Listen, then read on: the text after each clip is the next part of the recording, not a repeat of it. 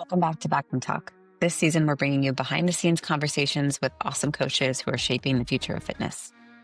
I'm your host, Candace Dixon, CMO of OPEX and CoachRx. In this episode, I sit down with Mitch Fischer as he shares his journey from multisport athlete to specialized coach with unique experience helping women over the course of their health journey. Mitch dives into how his Globo Gym start shaped his coaching approach and why he's built a thriving practice primarily serving a strong female population. He walks us through his transition from corporate gym environment to building his own private practice that integrates family, community, the gap between academic knowledge and practical application, and his passion for developing the next generation of coaches. What really shines through is his ability to see untapped potential in his clients and build the trust necessary to guide them towards significant health transformations.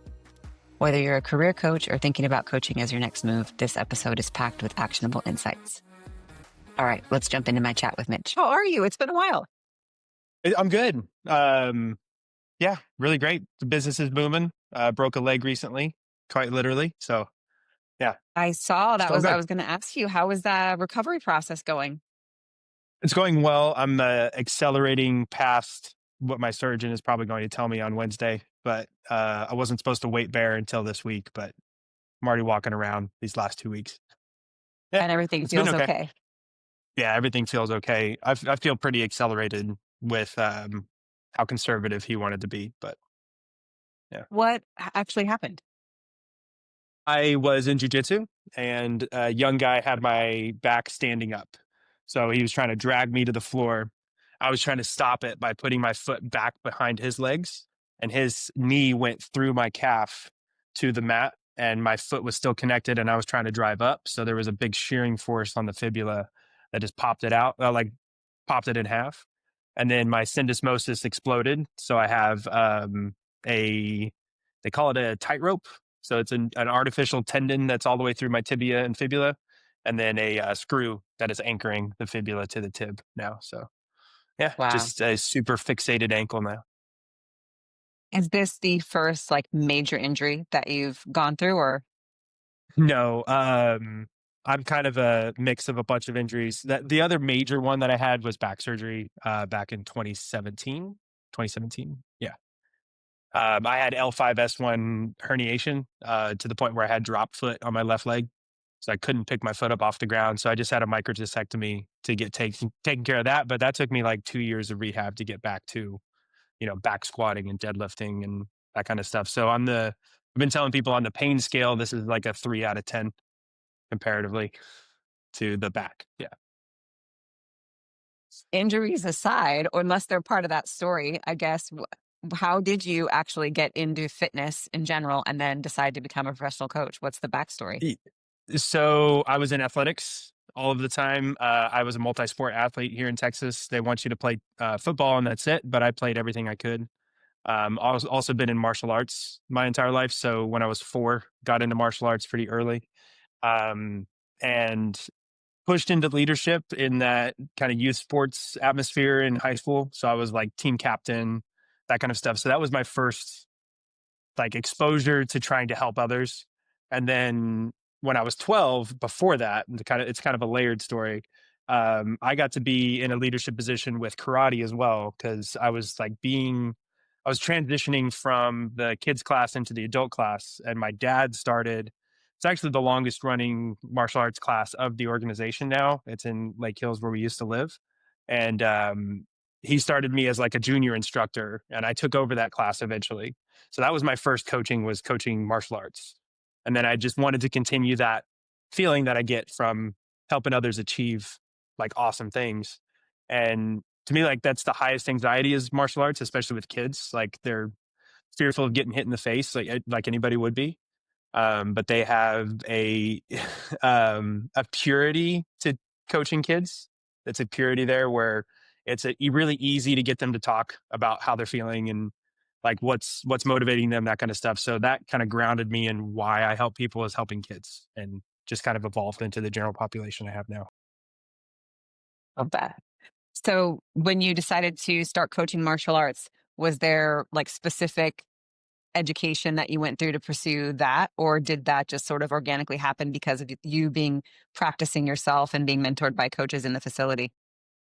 Yeah, that's a natural part of martial arts. For those who don't know how that works, like a black belt is a certified instructor at that point. So some people see that as like mastery of the system, but it's really a trust in that system that you can instruct others.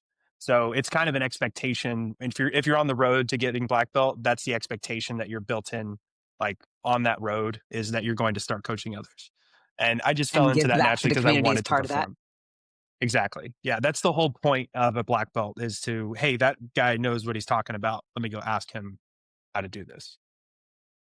Amazing. I love that. My husband and I watch a lot of UFC, so I know like what the general population knows about martial arts who watches Right. UFC. So beyond that, I don't have a ton of skill, but I love the watching the fighting styles of those that come from more of a karate background and just how much different they move and how free they are having their hands down versus someone who's more of like a boxing type striker who's always in Yeah. like that defensive position. I love Joe Rogan's definition. I always butcher it, but it's high level problem solving with dire physical consequences. Yeah, So I oh, love that's great. the chess match. Yeah, the chess match of martial arts. That's why I do it to this day. Is like it's a mind numbing activity where I can only think about don't die. So it's a nice meditation to take part in. I did not realize up until doing, these chats this year that we have so many avid enthusiasts, martial arts enthusiasts within our community of coaches. And like just like getting like Michael Skepko, who also coaches UFC in Europe, and then Brandon Gallagher, you guys should all like have this a sidebar conversation Yeah, about I'm aware of coaching. them. Yeah, I think Michael he's a combination gym, right? He has jujitsu and OPEX. Yeah, I've talked to him quite extensively about it. Yeah, our community needs it. Martial arts needs it because it's all. If you like, I see the general gym culture, like old trainer friends, like they're waking up to like proper training and not being on these lines of like the quick fixes type training.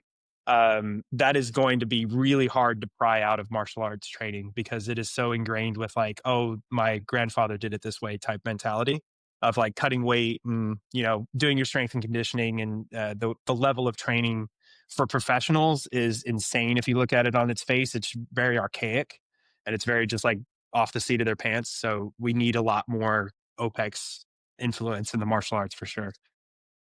Yeah, that's awesome. So now you're still coaching martial arts and coaching general population. How do you split your time, and what does your day to day look like? I honestly separate the two. So most of like I just said, we need our type of coaches in the jujitsu community, but the guys that I train with, they don't fit well with my population here in the gym because I train primarily older females. So that's most of my population is older females, kind of like mid age of 50. I have a good about 10% of my clientele being male now, but those two don't really mesh well together because of the messaging, because it's more about longevity and, strength training and getting the bones denser. That kind of stuff is the language to my clients here. But the language in jujitsu, they're all just looking for, hey, I need to cut weight for this competition coming up, things of that sort. So I separate that as entirely skill based. And I don't really push my coaching with that population because I want to keep it separate. And I really focus in on like my energy of coaching is all with my clientele, not with the dudes that just need a 5 minute conversation at the end of a roll. Yeah. How did you ended up acquiring such a large female base in the gym? And like, I guess, how did that happen? Yeah, I don't know. I honestly don't know. I think it was like the best way I can come up with it is I was injured at the time that I was a prominent coach at Gold's Gym. I worked there for 7 years. So in my first couple years is when I had my back surgery. And so this idea with every salesperson behind the desk was, oh, I have this broken person in front of me. Let me send him to Mitch. He's going to know what to do with him because he's broken. That was like their sales mentality. So I just ended up really falling into that population. And I've always been, I guess, the comfortable one in the gym to approach. I'm not really intimidating. I don't like to put on a bunch of, muscle t-shirts and like yell in the gym, all that stuff. I'm pretty tame as a aura, I guess. So I was more approachable. in that sense whenever I was at a commercial gym. So I just fell into that population, but I really enjoy coaching these ladies because they do come from the world of intimidation when they used to try to go to the gym and find these things out. Absolutely. What are some of the things that have come up in those coaching relationships that maybe you didn't anticipate? I'm assuming these are women that are perimenopause, going through menopause, probably have a lot of issues in their head just about what that means for them, weight gain, weight loss, night sweats, all that stuff. All the things. Yeah, I mean, talk about intimidation. I was intimidated by how to approach those problems. At the beginning, I didn't really ask those questions, and I wasn't connected to the consequence of going through, a cycle whenever they're younger, or going through perimenopause or postmenopausal treatment. So I started to question why my younger female athletes were once a week out of the month really underperforming. And then, my older females, they would start to just fall off of a cliff 3 months into training. So it was really just a self discovery of hey, this isn't working anymore. What am I doing wrong as a coach? And just informing them as I was learning those things as that population kept coming to me. So it was really just take it client by client to gain that knowledge. And now I feel over the past 7, 8 years with this clientele base that I really have a solid foundation of finding those things out. And it's just getting them comfortable to talk about them honestly, because this generation of women didn't have a lot of resources. So now it's just an overload of resources that I really have to educate them on what's going on in their body and direct them to their healthcare and things of that sort. Yeah. Do you find that a lot of them are exploring, either just letting their bodies go through the process naturally, or are they much more interested in hormone replacement therapy to navigate the process? Is that something you get into with them? And do you see a difference in the way that it affects their ability to train?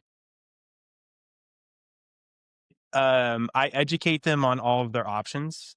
And then there is a big aversion, especially over the age of 50 right now, to hormone replacement therapy because of the history of it. Um, Being connected with breast cancer, ovarian cancer, things of that sort in their moms. I had a client that literally just had a mom pass away about a year and a half ago now. And she was not willing to talk about these things because she was kind of scared of what had happened to her mother was maybe a consequence of hormone replacement therapy. So trying to educate her on here's the safety of it, here's the efficacy of the new way of doing things, and it's evolved. Certainly is a conversation, but also the population that just wants to do it naturally. I'm here's how it's going to feel. Here's what to expect.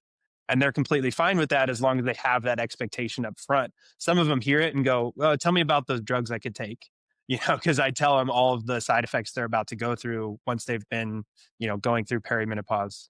But the hormone group, it's very rare, honestly, to see them. More females want to go through it naturally and don't want to take that intervention because they're kind of fearful of the past generation's effects that it had. And probably the Yeah. stigma, right, around that's something guys do. Yeah, ladies don't need to Yeah. do that.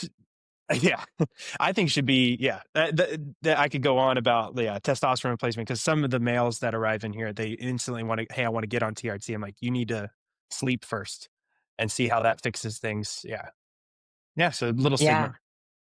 Hmm. Yeah. I guess, have you been able to achieve um, solid results, just really getting the women or the men, right, to really focus on lifestyle behaviors? Yes, 100%. The protein and eating is huge. I'm body dysmorphic myself. So I was 275 pounds, 300 pounds coming out of high school, not in the best shape through college. And it kind of had to rediscover my fitness. And I kind of went through the same eating disorder of not wanting to eat, fearful to eat, to gain weight that a lot of my older females do. So we connect on that point. And just getting them to eat their protein and lift big weights is huge for them. So I get really excited that I can turn the corner of somebody that walks in expecting high intensity interval training and then making them a strength athlete within 3 months is really cool. That's usually my goal for my older females, and it's really successful. It gets really good results. I have a few kind of like models in here of I can point to from a new client and say, this is what she did. That's what you want to look like. That's what you want to feel like. This is what she did. So it's really great to have that result to point to for new clientele too. That's awesome. Well, being an older female myself, I can imagine just the desire, women coming in and thinking like, oh, I need the booty gains. So I guess, is Yeah. that cultural shift helping you, or I guess giving those women encouragement to take on strength training in a more aggressive manner? And, or is it, how are you navigating the body part versus pattern kind of discussion with them?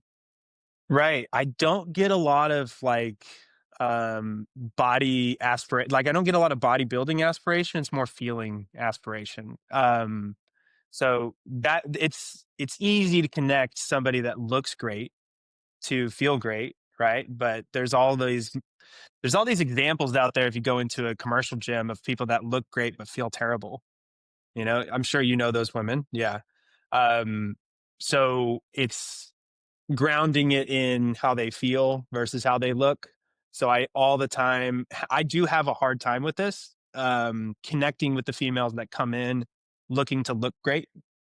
And I'm working on trying to accept that and then using that as the vehicle to get them to feel good.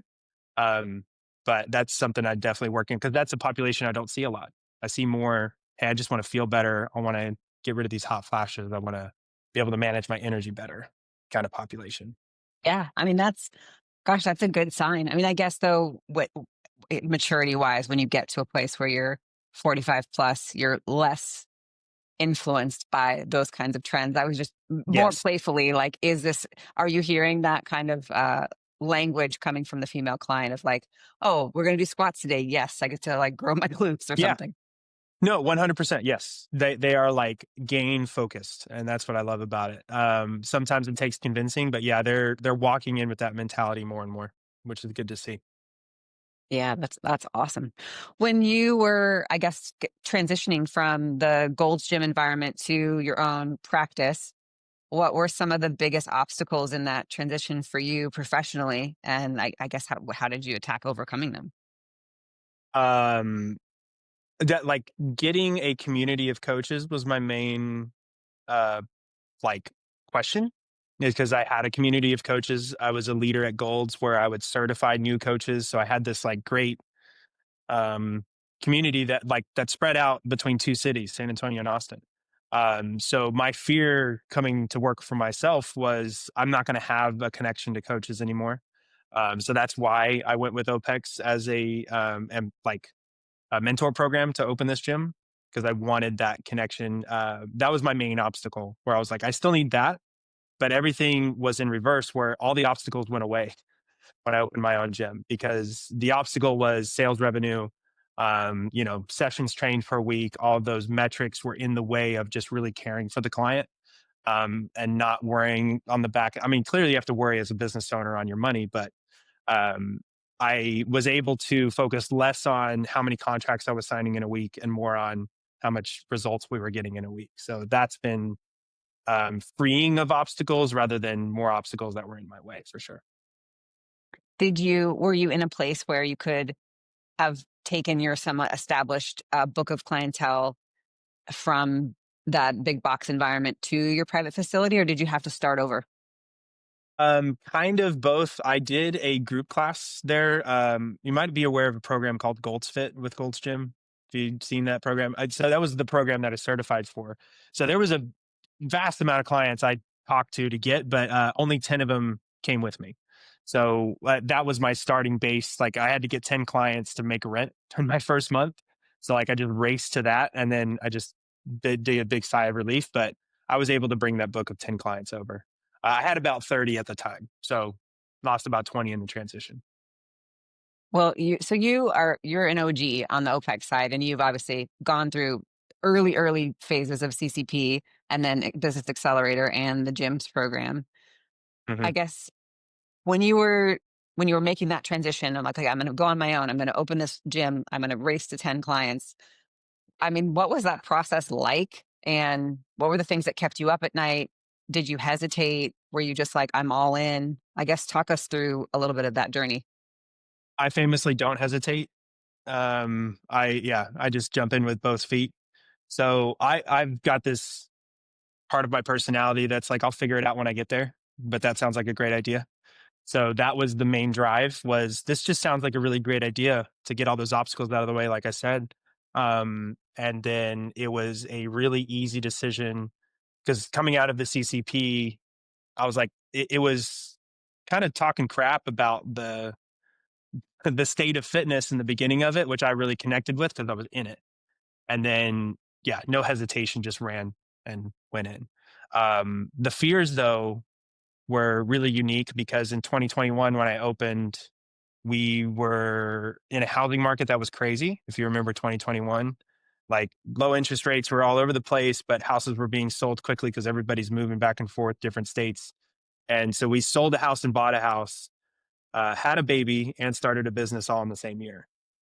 Wow. So that was more of the race, and I don't think I could connect with any. I was pretty numb through that process, I would say, to get everything started. But that sprint was just go on instinct, do what I do best, and train people, and everything else will fall into place.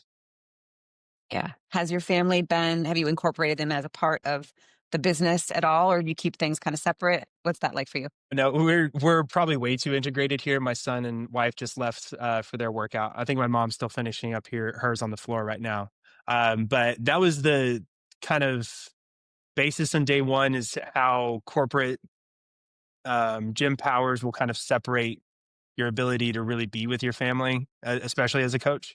So I was like, if there's a client here that has a problem with my son visiting when he's 2 years old and kind of playing around in the gym, or when he was a newborn, he was taking naps on the mats out here. If there's a client that has a problem with that and wants to address it, they can work out somewhere else, was my opinion. So I really wanted to weave the family life into the gym. And so every gym member knows my parents, knows my wife, knows my kids, and it's a great community that way because it lets people expose their family and kind of grows the circle bigger. So it worked out really well just by necessity that we didn't have daycare and we needed to have my son here quite a bit when he was born. Yeah. I love that. Well, since you started off with focus on youth and that being kind of like the thing that made you to have the wheels turned for coaching, have you incorporated youth into the gym environment, or is that something you're thinking about? That's something I'll think about in the future with more space. I have 1,500 square feet, so we have to keep the kind of boutique studio feel here. I do want more space and to coach kids again, um, because my daughter's going to be getting into athletics. She's 9, so she's at that middle school breaking point. I want her to have the ability to train with me. Yeah, I do want to get into kids fitness because that's all I did through college, and that's what I'm really good at still. So I'd like to get back into it. I don't know with the new generation I'm going to have the right vocabulary, but we'll figure it out. With every generation, right? It always changes. Yeah, What sport is your daughter most interested in, or is she kind of multi-sport like you were? volleyball right now, Texas volleyball. Yeah, she's been doing the I-9 sports. They're a weekend kind of play league, which super recreational. Just kind of learn how to be a team member, that kind of stuff. So not too much heavy pressure. But I'm gonna put some pressure on my son to be a wrestler. He's gonna have to get on the mats with me. Yeah. Yeah. Oh gosh, I mean, so many life skills. And of course, you'll have the education to be able to prevent some of the unhealthy eating behaviors that can occur in that sport for guys. Yeah, But hopefully it can be a influential parent because I know the wrestling team with the gym that I'm a part of, and they do not do it well, and they're not listening for any other advice. So hopefully, if I'm in the community, I can have some effect. I mean, amazing. The thing I have experienced with wrestlers is just their relentlessness when it comes to the craft of training, right? Their commitment. They Everything. learn that obviously as they grow up, but the way in which they approach training and the number of sessions per day per week, it's intense. Yeah, it is probably the most intense I've seen. What are you fired up about right now in the business or in your coaching career in general? Any topics you're like Growing up, researching or interested in more? there's always a sprinkle of something for clients, right? Like I've got a a new client that's coming in that has some unique problems that I'm solving. But the main focus is growing my coaches here. So I just went on a hiring spree. I was doing internship with A&M San Antonio and UTSA here in the city, getting some interns. I hired one as a part-time, and now I have two more coaches onboarding in this next month. So that's the main focus, is developing a system where I can help them grow their business and get us some more revenue in here, and really like, use their passion and give myself a break a couple times. Yeah, Yeah, that's so awesome. What was that process like, being able to incorporate interns into the mix? I don't think a lot of it was gyms great. take advantage of an opportunity like that. I would caution them to take advantage of that opportunity, because you get some diamonds in the rough, but you get more rough than you get diamonds. I had a few interns that I'd like really push and kind of um, make work, like, hey, like you got to finish this out, kind of thing. But the rewarding part of it was getting my coach Ari. She's transitioning actually to doing her CCP. So that was a really cool organic part about being in the OPEX sphere, is that with my license, I got 3 years into the license, I get to give away a CCP. And I was really cautious and wanted to do like a scholarship finding thing and like reward a coach, but she was my hardest worker. So we're rewarding her and growing her into a programming coach. So that all of Were the it's just interns were kind all of undergrad, like kinesiology focus, or? kinesiology focused. Yeah. So that was my homegrown coach that I get to put into CCP now. And she just graduated with her bachelor's last year and starting her master's now. So I'm really lucky that I kind of found her at that time that I needed her. And she's kind of growing with the business. She's excited because she's seen us from, 10 clients to now at about 40. So she's really excited to see the growth and her Absolutely. opportunity to get some clients. When you guys chat about the industry or career path and stuff, like, what are the things that she shares, or you're able to share with her, that is like the contrast of what, okay, you learn this in school. This is like what you come out feeling confident in your knowledge base, but here's the gap. Yeah, here's application.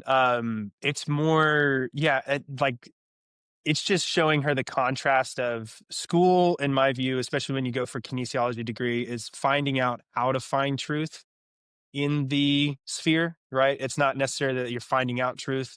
There's so many things that I had in my exercise physiology class that are just debunked, 4 years, 5 years down the road. There's no more application for it.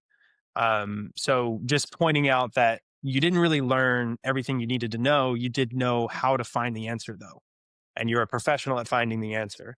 So having her debate, common thought of um, I'm losing the word of it during this whole talk, like the trends, like Mhm, yeah, being against trends and really analyzing all of those parts of.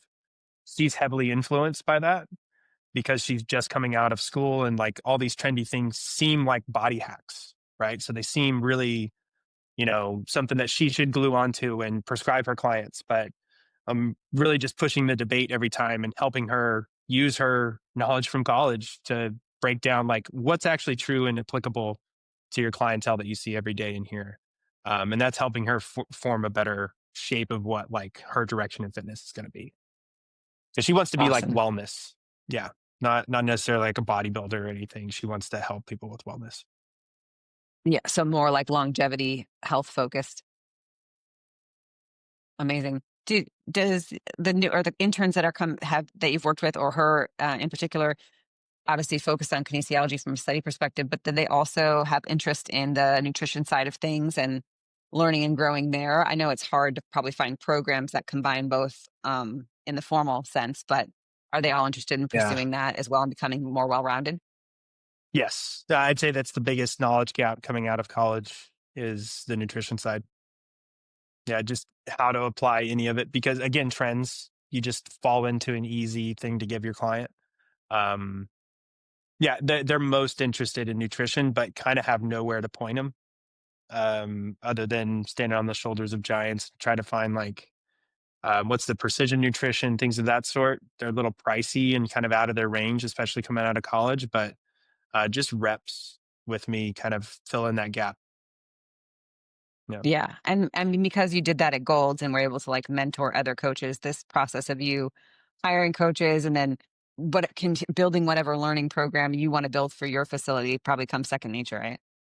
Yes, it does. Yeah, I'm very easily getting into like a structure of how to teach them. Yeah, just based on I had thousands of reps at Gold's Gym to doing consults, and I was a fitness manager, so I saw a lot of clients every year, and it was just unique faces all the time. So there's just this database of conversations that I kind of wield and help them with their curriculum here, so they don't have to do as many failures as I did. Hopefully.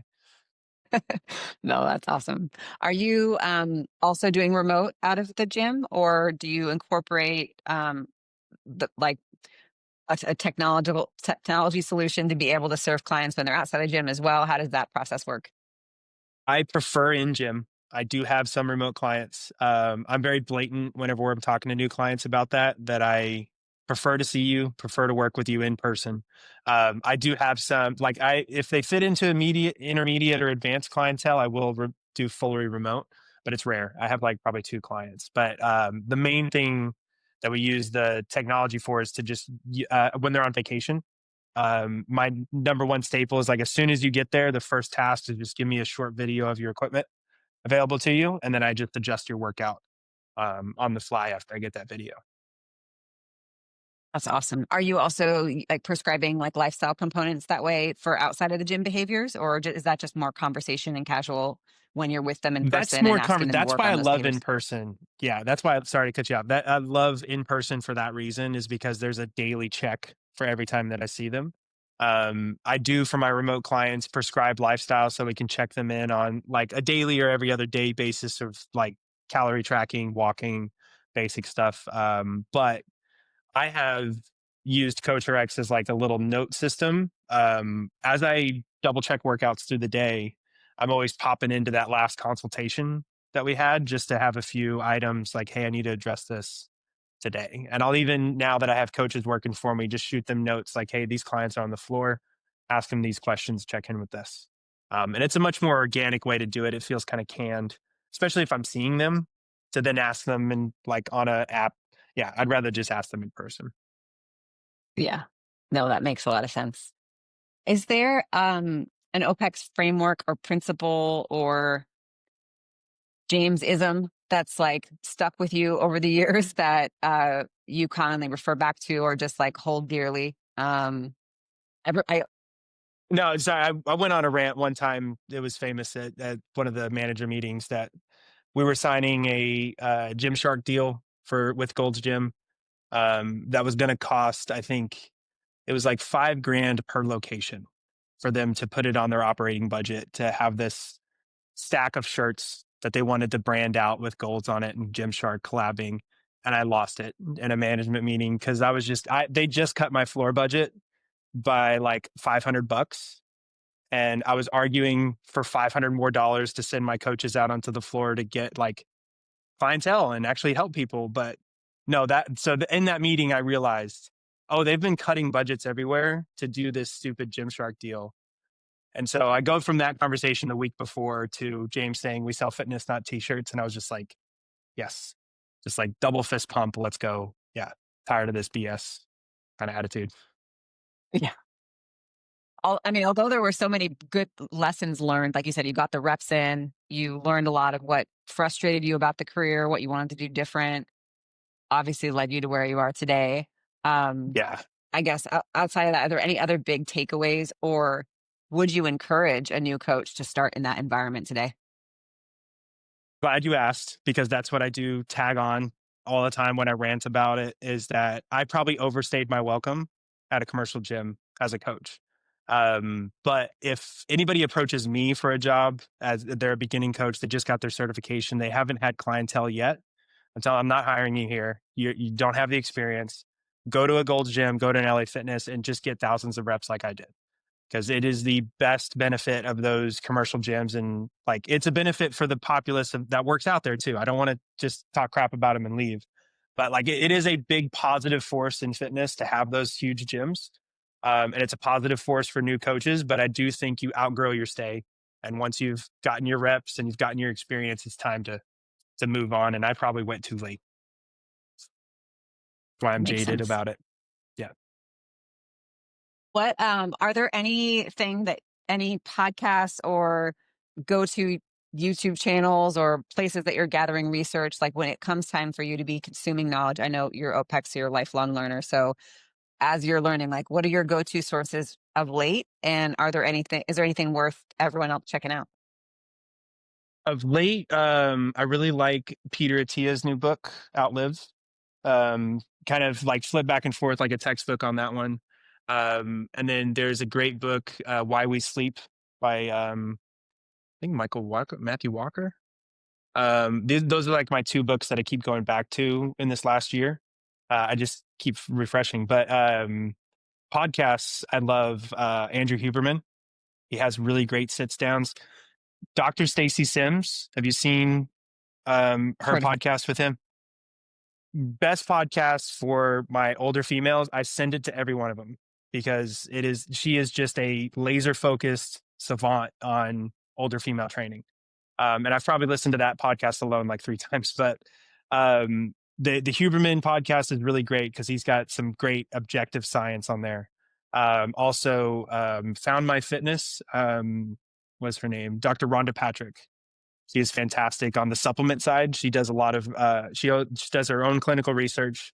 She's got her own clinic that she gives treatment to and like always updates on her Patreon. I'm a member of that. So I go and listen to her weekly. She's got like a 5 to 10 minute bit of just like word vomit about the newest supplement that she's researching. So those two resources, really objective, scientific, helpful resources for coaches that are, like we talked about, the nutrition piece. Like it's a big hole filler for me to listen to those two resources.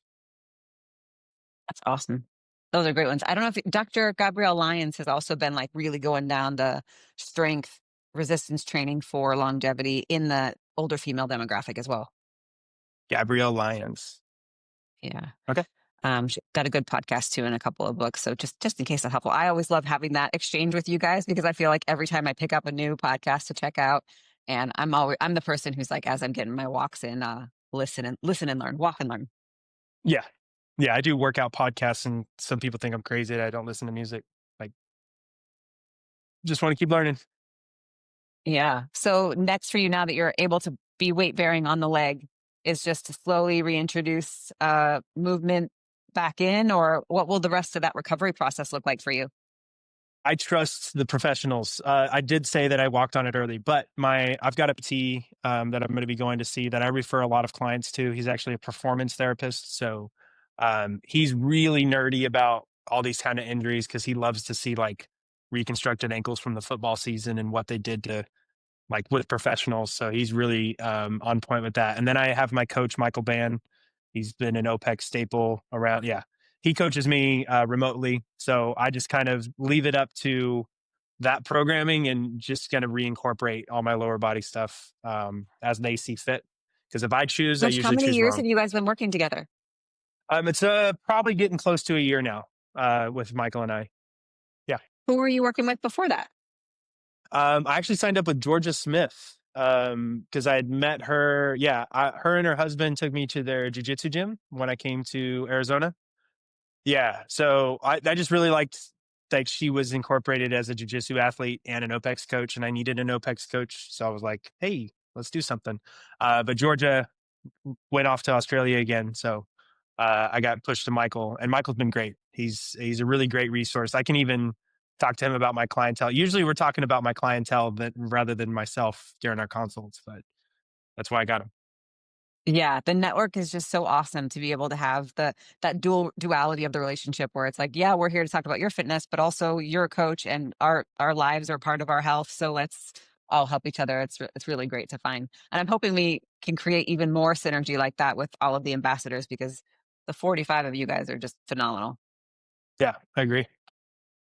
I guess to close out, how do you define being a professional coach, or what does that mean to you? Because obviously it's something very important to all of us and all of you represent that so well in the industry. So I guess just for you personally, how do you explain what that means and the value behind it? And then even to coaches listening, how should they be thinking about being a professional coach versus anything else they might call themselves? Yeah. I mean, I see it as, and I define it like this all the time. I see the potential that you do not see in yourself. So I'm trying my best to communicate that to you in a way that doesn't piss you off or make you leave or make you not have results, right? But I see the potential in you in all things, whether it be, you know, energy management, your maximal lift, whatever it is we're here to solve. I can see the potential in you that you're probably not seeing in yourself, and I'm here to push you to that. The language is very different for every client, but that is the language of the base, right? The base language is I see your potential, you don't see it. That's why I'm here with you. And that's what I would say to new coaches is to gain the confidence to push people to the potential that you see. I think I see so many young coaches, beginning coaches that are nervous about the feedback they're going to get from their clients to push them, which is crazy in my mind because that's why I got into coaching is to have that ability for people to listen to me and go like, no, I think this is best for you. And changing that, I think to I know is the confidence builder from a young coach to an experienced coach. So when I start to see coaches say, I think it's this way, I approach them right away and like, hey, you don't think you know, and start to own that knowing and really prescribe out for the potential you see in others. Oh, wow, I love that so much. Is there anything you think that we didn't cover that you would want to, that would be important or valuable to share with the potential coaches listening? Um, yeah, just something personal to potential coaches or coaches out there that everybody has a moment where they feel they're not going to be a coach anymore. Um, Screw that noise and just keep pushing forward. You're going to learn a way to handle it. There's been so many times in my career where the money wasn't there, clientele wasn't there, the support wasn't there, whatever it was. And it just seemed like there wasn't a path forward other than becoming a car salesman or being a PE teacher or something that would be um, quick to jump out. So I have this frustration that follows me around of coaches that I've worked with that are fantastic that quit. So I want to encourage any coaches listening that if you truly have a passion for this, if you really do love helping people, you will find your path forward and make this a career. You just have to find that way. And that's a really heavy passion with me every time I see a really great potential coach is to make sure that they have a path that they're not going to drop off like I've seen some coaches do before. Like I could name 3 off the top of my head that I'm still frustrated that they became car salesmen or construction workers or whatever it was because they were such great influences to their clients that I'm sad that they're not in the industry anymore. Yeah, it's like 80 to 90% that don't make it past the 2-year mark, right?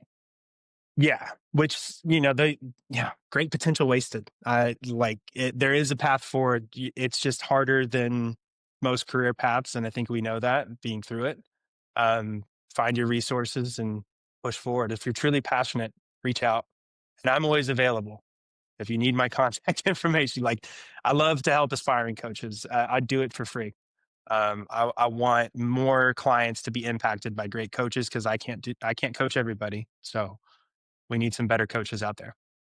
That's amazing. I'll link everything below in the description, but what's the best platform or best way for people to reach out to you?